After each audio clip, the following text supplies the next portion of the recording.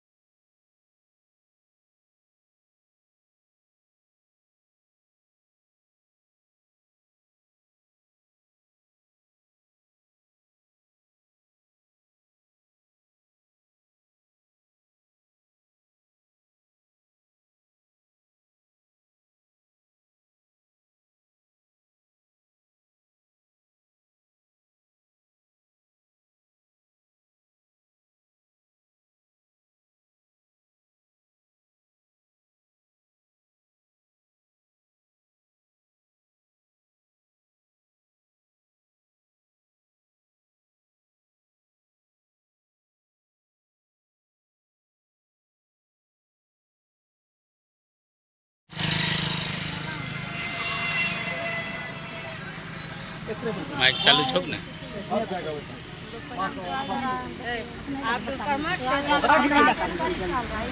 शादी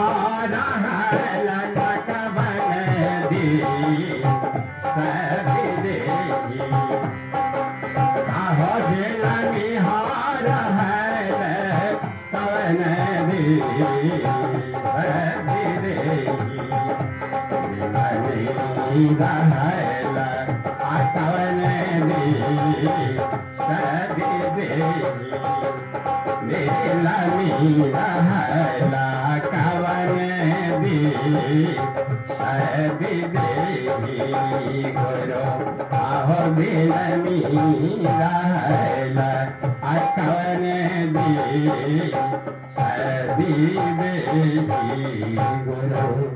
बोले सदगुरुदेव की जय, सदगुरुदेव की जय, सदगुरुदेव की जय।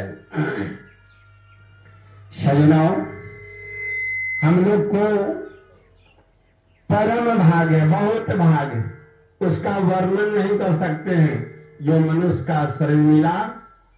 और कहा बड़े भाग्य मानुष तन पावा, सुर दुर्लभ सर ग्रंथ ही गावा। सूर्य नाम देवता भी कहते हैं और वेद शास्त्र के माध्यम से कि उन्हें भी यदि मनुष्य का शरीर मिलता तो बहुत अच्छी की बात है। लेकिन हम लोग को बड़ी भाग की बात है जो मनुष्य का शरीर मिला है।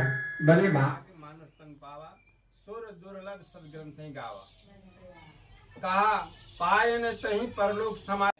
संत सम्राट सद्गुरु कबीर साहिब की जय। वो माइक में बोलिए ना दीदी, वो माइक में बोली जाइए। हम लोग इधर काम कर रहे हैं। आइए शायद दीजिए, भजन गाएंगे दीदी। जयकारा और नारा बोला दीजिएगा। हाँ। हिंदू मुस्लिम सिख ईसाई आपस में सब भाई भाई। हिंदू मुस्लिम सिख ईसाई आपस में सब भाई भाई। छुआछूत का नाश हो, मानवता का विकास हो। छुआछूत का नाश हो, मानवता का विकास हो। फहराएंगे पारख की ध्वजा, फहराएंगे कबीर की जय जय गाएंगे। पारख की ध्वजा फहराएंगे। सम्मान की हमको चाह नहीं, अपमान की कोई परवाह नहीं। सम्मान की हमको चाह नहीं, अपमान की कोई परवाह नहीं। तन मन धन प्राण चढ़ाएंगे, पारख की ध्वजा फहराएंगे। तन मन धन प्राण चढ़ाएंगे, पारख की ध्वजा फहराएंगे। कबीर की जय जय गाएंगे, पारख की ध्वजा फहराएंगे। चाहे चलती हो शीत लहर या रवि किरणें हो प्रचंड प्रखर। चाहे चलती हो शीत लहर या रवि किरणें हो प्रचंड प्रखर। पर कदम नेक हटाएंगे, पारख की ध्वजा फहराएंगे। कबीर की जय जय गाएंगे, पारख की ध्वजा फहराएंगे। संयम भजन करेंगे हम, मोक्ष मार्गी बनेंगे हम। संयम भजन करेंगे हम, मोक्ष मार्गी बनेंगे हम। यह अपनी टेक निभाएंगे, पारख की ध्वजा फहराएंगे। कबीर की जय जय गाएंगे, पारख की ध्वजा फहराएंगे। संत सम्राट सद्गुरु कबीर साहिब की जय। संत सम्राट सद्गुरु कबीर साहिब की जय। हिंदू मुस्लिम सिख ईसाई आपस में सब भाई भाई। छुआछूत का नाश हो, मानवता का विकास हो। प्राणियों में सद्भावना हो, विश्व का कल्याण हो। कबीर जयंती अमर रहे, अमर रहे, अमर रहे। कबीर जयंती अमर रहे, अमर रहे, अमर।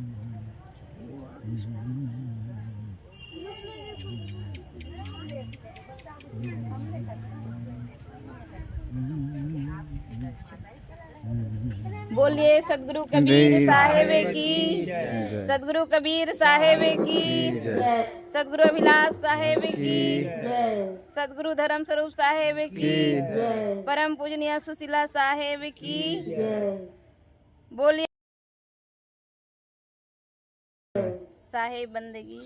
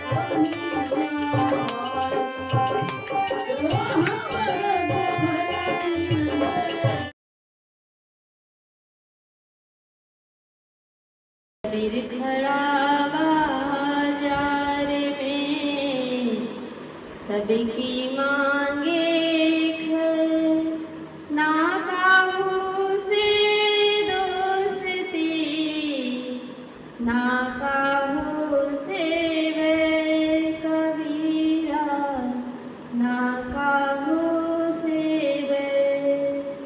कबीर तेरी झोपड़ी गलकटियन के पास,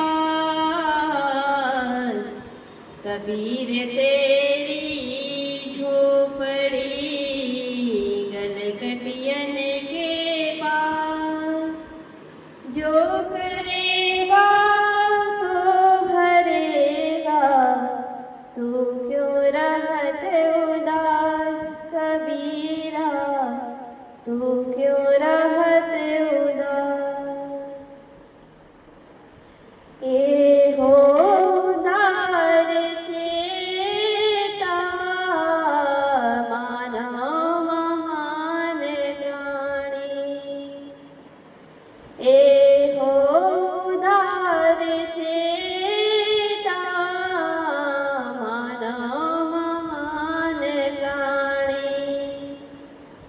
तू ही तो सर्वहेता, अतिशय महान ज्ञानी। तू ही तो सर्वहेता, अतिशय महान ज्ञानी। तू ही तो ऋषि मुनि हो, मंथन विवेक कर कर। तू ही तो ऋषि मुनि हो, मंथन विवेक कर कर। मथ मथ के घीव काढ़े, विज्ञान ज्ञान खाने। मथ मथ के घीव काढ़े, विज्ञान ज्ञान खाने। ए हो उदार चेता मानव महान प्राणी। तू ही तो आगे शोधा, जड़ भास को निरोधा। तू ही तो आगे शोधा, जड़ भास को निरोधा। हो कर कबीर रविवत, तू ही महान दानी। हो कर कबीर रविवत, तू ही महान दानी। ए हो उदार चेता मानव महान प्राणी। तू ही तो सर्वहेता, अतिशय महान ज्ञानी। तेरी उदार दृष्टि सबके लिए सुअवसर। तेरी उदार दृष्टि सबके लिए सुअवसर। सबके ही प्रति सुमंगल, सद्भाव प्यार आनी। सबके ही प्रति सुमंगल, सद्भाव प्यार आनी। ए हो उदार चेता मानव महान प्राणी। तू ही तो सर्वहेता, अतिशय महान ज्ञानी। तू सत्य शांत पावन निर्मल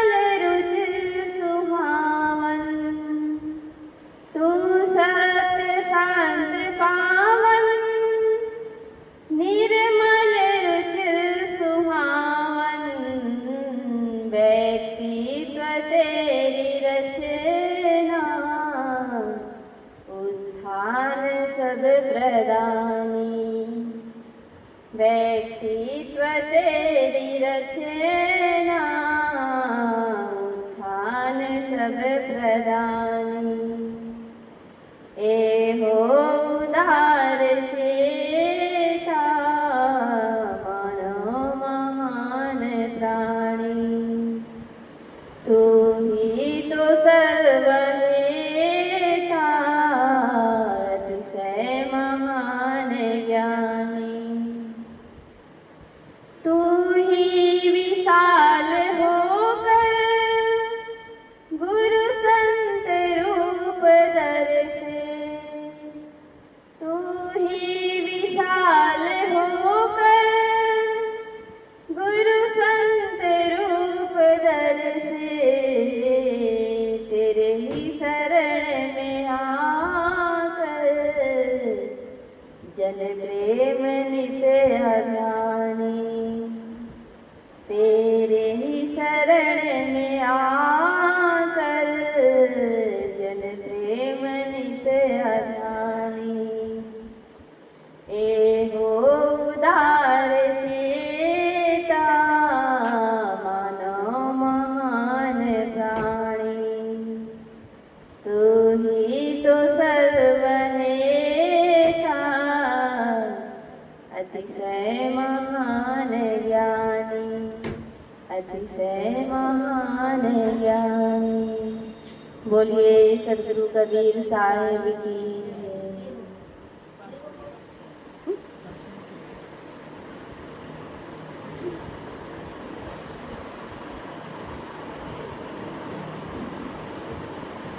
सदगुरु कबीर साहब कहते हैं,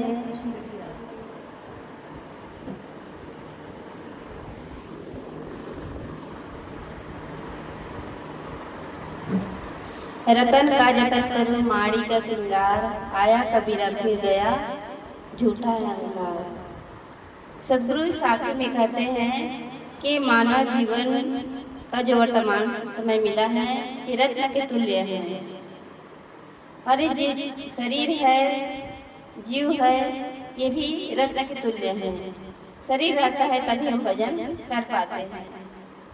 और माड़ी का श्रृंगार, जैसे कपड़े पर, नया कपड़े पर माड़ी चढ़ा होता है, जो चावल पसाते हैं उसके बाद पसे को कपड़ा पर चढ़ा देते हैं, उसको कहते हैं माड़ी। और वो चिकना दिखता है लेकिन धो देने के बाद उसका खुरदरापन प्रकट हो जाता है। ऐसे ही संसार की दशा है। जब तक शरीर अच्छा रहता है, जवानी रहती है और धन संपत्ति अपने अधिकार में रहता है, तब लोग हमारे जो अपने माने हुए हैं हमें चाहते हैं। जब शक्ति छीन हो जाती है, शरीर की सुंदरता घट जाती है, जब मालिकपन नहीं रहता है तो हमारा कोई वो नहीं रहता है। उस समय हम सोचे कि हमारा कोई नहीं है, भजन करेंगे, तो उस समय बुढ़ापा आ जाता है, तो कान से सुनाई कम देते हैं और आँख से दिखाई कम देते हैं, स्मरण शक्ति भी नहीं रह जाती है। तो उस समय हम कुछ नहीं कर सकते। इसलिए जो जवानी में शरीर मिला है उसको रत्न समझ करके भजन करना चाहिए। सदगुरु कहते हैं, आया कबीरा फिर गया झूठा अहंकार। मनुष्य इस संसार में आता है, सबको मालूम होता है कि जो जन्म लेता है उसको एक दिन मरना पड़ेगा। लेकिन कितने लोग होते हैं कि जो संसार के मोह माया में फंसे रहते हैं, अपना मानते हैं घर जमीन जायदाद पुत्र परिवार को। वो लोग मौत की याद नहीं करते हैं, ये छूट जाएगा सोचते हैं, लेकिन तो चाहे सोचो या ना सोचो तो छूटना ही छूटना पड़ता है। इसलिए कहते हैं कि कोई भी चीज का अहंकार नहीं करना चाहिए। हम देखते हैं कि संसार में कितने प्रकार के रत्न होते हैं, हीरा जवाहरात सोना चांदी पन्ना पुखराज, बहुत सारे रत्न हैं। इसको लोग छोटे डिब्बी में रख करके अलमारी के अंदर बंद कर देते हैं, उसको रत्न मानते हैं, पैसे मानते हैं, तो उसको अंदर रखते हैं। लेकिन इस शरीर को पा करके कितने लोग अपने को समझ पाते हैं कि शरीर रत्न है। जैसे छोटे से बड़ा होता है और उसको गलत संगति मिल जाती है यदि अच्छा बच्चा अच्छा परिवार में पले हैं तो भी गलत संगति में जाती है, तो बच्चे लोग गुटखा खाना सीख जाते हैं, तंबाकू खाना सीख जाते हैं, बीड़ी सिगरेट पीना सीख जाते हैं, और जो हीरा जैसे चमकता दांत उसको काला कर देता है, लाल लाल कर देता है। और उससे सबको पता है गुटखा के जो पैकेट होता है उसमें लिखा रहता है और चित्र भी दिखाया रहता है कि कैंसर के लिए है, स्वास्थ्य के लिए हानिकारक है। शराब में भी लिखा रहता है, लेकिन लोग पढ़े लिखे लोग अनदेखा कर देते हैं, जो अनपढ़ होते हैं वो भी अनदेखा करके खाते पीते हैं।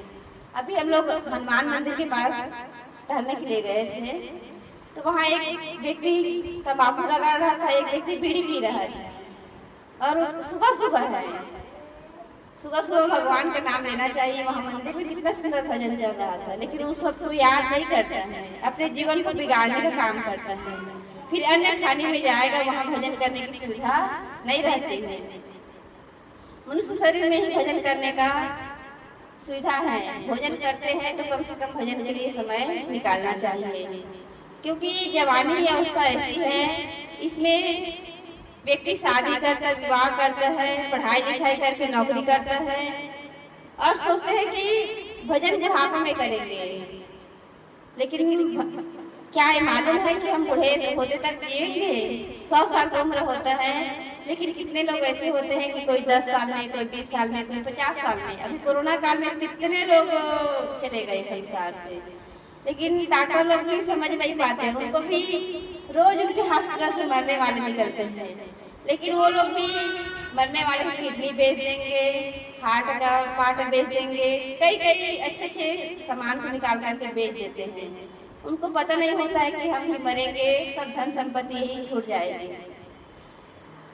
इसलिए एक भजन गाते हैं, पूरे सत्य वक्त में ना सुमिरन का वक्त निकला, उस वक्त मांगा जब वक्त तंग आया, जीवन खत्म हुआ तो जीने का ढंग आया, जब बुझ गई समा तो महफिल में रंग आया।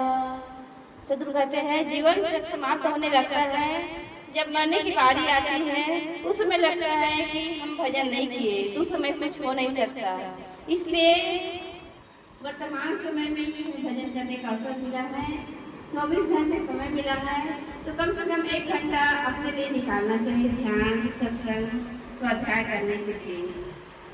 और इसमें हम अपना समय निकालेंगे तो मन की शांति के लिए है। मरने के बाद शांति मिलने वाली नहीं है। जब मर जाते हैं तो लोग शोक पत्र में लिखते हैं कि मृत आत्मा को शांति प्रदान करें। यदि वो आदमी मर गया है, वो शांति के लिए काम नहीं करेंगे, तो हम दूसरे के द्वारा क्या शांति मिल सकता है? नहीं मिल सकता है। हम भोजन देते हैं तो सब भोजन करना पड़ता है, तभी हमारी भूख दूर होती है। दवाई खाते तब हमारी बीमारी दूर होती है। तो किसी के द्वारा शांति देने से नहीं मिलता, स्वयं शांति प्राप्त करना चाहिए, और इसी के लिए जीवन मिला है। तो कहते हैं माड़ी का श्रृंगार, रतन का जतन करूं माड़ी का श्रृंगार। ये केवल शरीर है, हमें साधना करने के लिए मिला है। पशु पक्षी तो भोजन कर सकते हैं, लेकिन भजन नहीं कर सकते। बच्चे पैदा कर सकते, सब कुछ कर सकते, लेकिन भजन नहीं कर सकते। इसलिए मनुष्य शरीर भजन करने के लिए मिला है।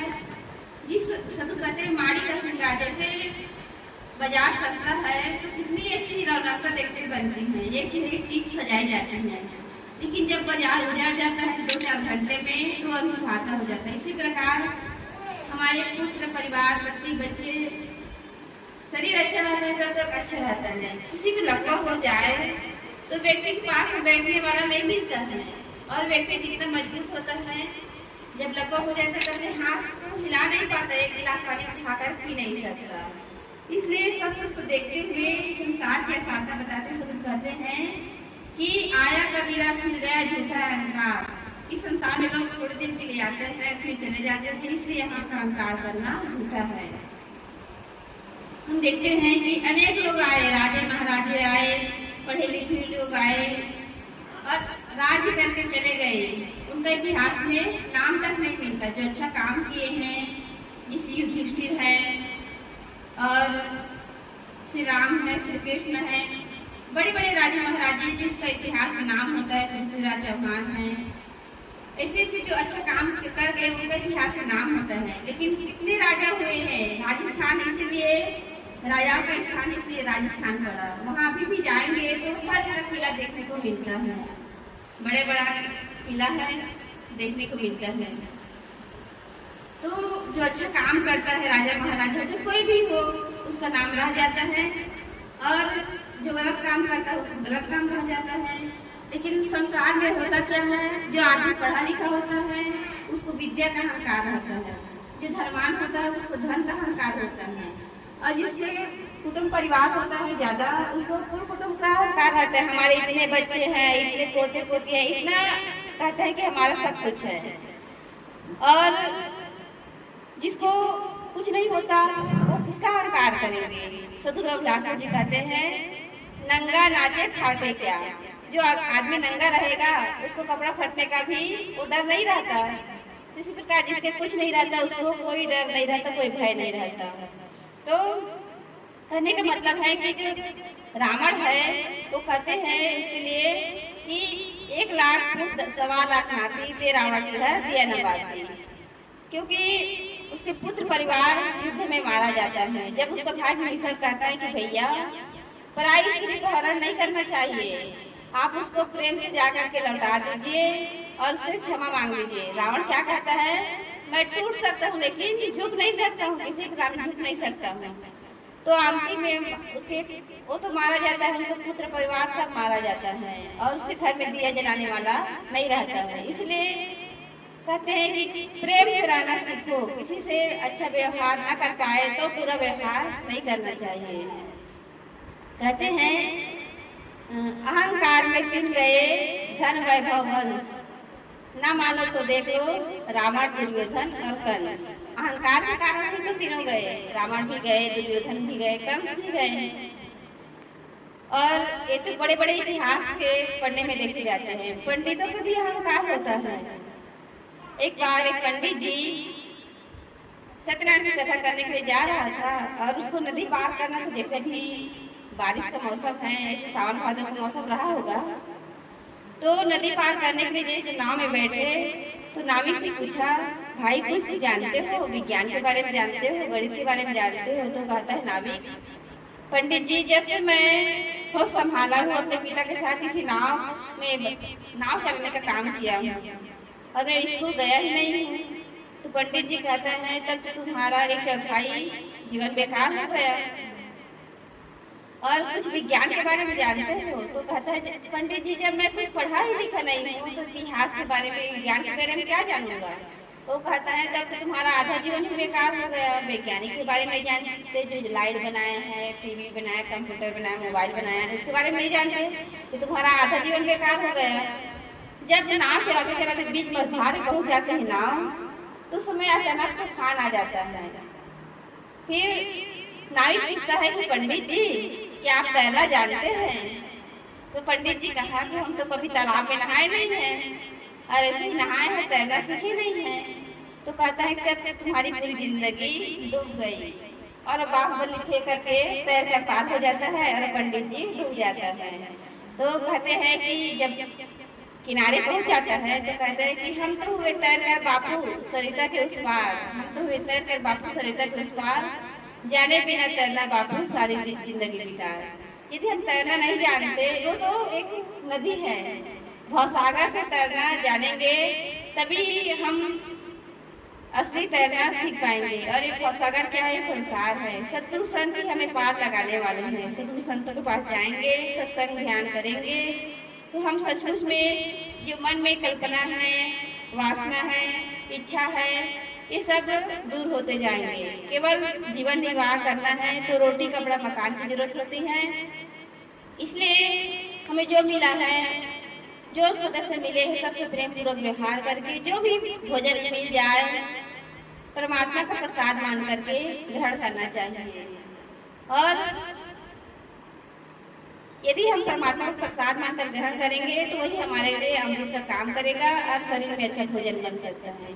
तो सदगुरु कबीर साहब की साखी के आधार पर कि रतन का जतन करो माड़ी का श्रृंगार, आया कबीरा फिर गया झूठा अहंकार, ये मानव शरीर रत्न के तुल्य मिला हुआ है और इसको हम भजन साधना में लगा कर रखेंगे तो ही ये सार्थक है।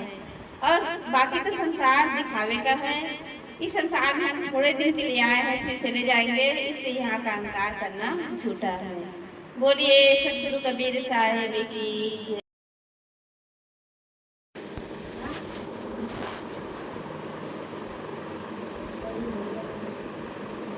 बोलिए सदगुरु कबीर साहिब की, संत समाज की, भक्त समाज की।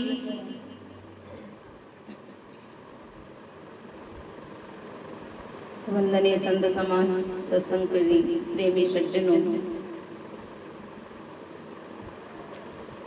सदगुरु कबीर साहब ने कहा है साखी में, दाता भाई बाप के लेखो चरणन हुई है बंदा, अब की पुरिया जो निर्वारे सो जग सदा आनंदा।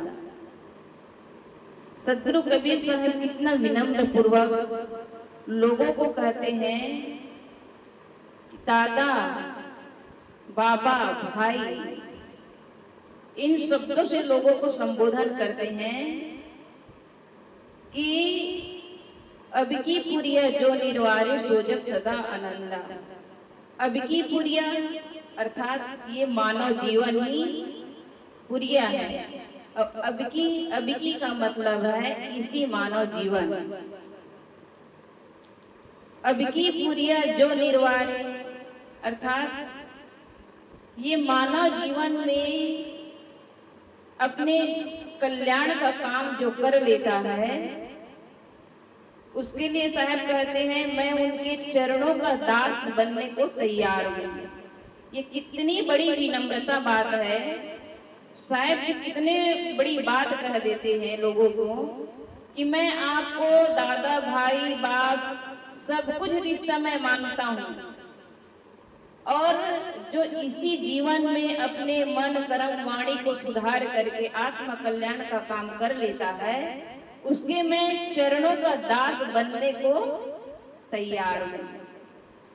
जो ये विश्व में इतने बड़े महान क्रांतिकारी सदगुरु कबीर साहब हुए, वे लोगों के चरणों के दास बनने को क्यों तैयार हैं? क्योंकि वे लोगों के दुखों को पीड़ा से मुक्त करने के लिए लोगों के दास बनने के तैयार है। कहने का मतलब है कि मैं ये कहना चाहता हूँ कि आपके अलावा कोई इस संसार में देवी देवता भूत भवानी तंत्र मंत्र जंत्र कुछ भी नहीं है। हम जितने भी हम भ्रम में पड़ जाते हैं ये मन की कल्पना है, और शास्त्रों में जो हमें भ्रम की बातें बताते हैं हमारे ऋषि मुनि भी हैं और पंडित हैं, ये सब क्या कहते हैं कि अमुक मंत्र को जपो, हवन करो, तप करो, यज्ञ करो और आपका कल्याण हो जाएगा। चाहे आप दिन रात यज्ञ करो, हवन करो, तर्पण करो, पूरा जीवन बीत जाएगा लेकिन आपके बुरे कर्मों को काट नहीं सकता है। चाहे आप कितना भी दान कर दो लेकिन बुरे कर्म का फल भोगना ही पड़ेगा। इसलिए कहा जाता है बोया पेड़ बबूल का आम कहाँ से खाए। यदि हमने बबूल का पेड़ बोया है और हम फल स्वरूप चाहते हैं आम, तो क्या मिलेगा? जो हमने लगाया है वही हमें मिल सकता है। इसलिए ये मानव जीवन सुंदर अवसर है। इस सुंदर अवसर में हम आत्म कल्याण का काम हमें करना चाहिए। साहब कहते हैं दादा भाई बाप के लेखो चरणन हुई है बंदा, अब की पुरिया जो निर्वारे सोजक सदा आनंदा। इसी मानव जीवन में जो अपनी पुरिया का मतलब हमारे मन में जो कल्पनाएं हैं, विषय वासनाएं हैं, जितनी भी बुराइयां दोष दुर्गुण हैं, उन सारे बुराइयों को अगर त्याग कर देते हैं तो हमारा जीवन कैसा हो जाता है? आनंदमय होता है। तो उस आनंद को प्राप्त करने के लिए यही एक मानव जीवन है, और मानव जीवन में ही हम जो करना चाहे वही कर सकते हैं। एक पशु है, पशु को जहाँ पे बांध दो, जो दोगे वही खाएगा, लेकिन मनुष्य एक कमरा में नहीं रह सकता है। जब बुरा कर्म कर लेता है तो उसे जेल में एक कमरे में रहना पड़ता है, और जो दो वही खाना पड़ता है। क्यों करना पड़ता है? क्योंकि उनका कर्म गलत हुआ, इसलिए उसको एक जगह बंद के रहना पड़ता है। लेकिन हम लोग स्वतंत्र मानव जीवन में आए हैं, तो कर्म हमें ऐसा करना है कि इसी जीवन में हम ना कल्याण का काम कर ले। बोलिए सतगुरु कबीर साहेब की जय, संत समाज की जय। मानवीय दुर्बलताओं से बिगड़ने वाले कुछ व्यवहार है, जैसे आवेश में बोलने से व्यवहार बिगड़ जाता है, पक्षपातपूर्ण व्यवहार करने से व्यवहार बिगड़ जाता है, छोटी छोटी बातों पर बहस करने से, स्वार्थपूर्ण मनोवृत्ति रखने से, अपने विचार जबरदस्ती दूसरों पर बलात् थोपने से, आलसी एवं प्रमादी लोगों के साथ रहने से, समय प्रबंधन के अभाव से, ये कुछ हमारे व्यवहार बिगड़ने का कारण है। हम अपने व्यवहार को मधुर अखर रखना चाहते हैं तो आवेश में बोलना छोड़ दें, पक्षपातपूर्ण व्यवहार करना छोड़ दें, छोटी छोटी बातों पर बहस करना छोड़ दें, स्वार्थपूर्ण मनोवृत्ति न रखें, अपने विचार जबरदस्ती किसी पर ना थोपें, और आलसी एवं प्रमादी लोगों का साथ छोड़ दें। समय प्रबंधन के अभाव से ये बिगड़ता है। समय प्रबंधन सही से रखें, स्वयं उस नियमों का पालन करें, ताकि हमारा घर परिवार समाज अच्छे से और खुशहाली से जीवन जी सके। बोलिए सतगुरुदेव की जय।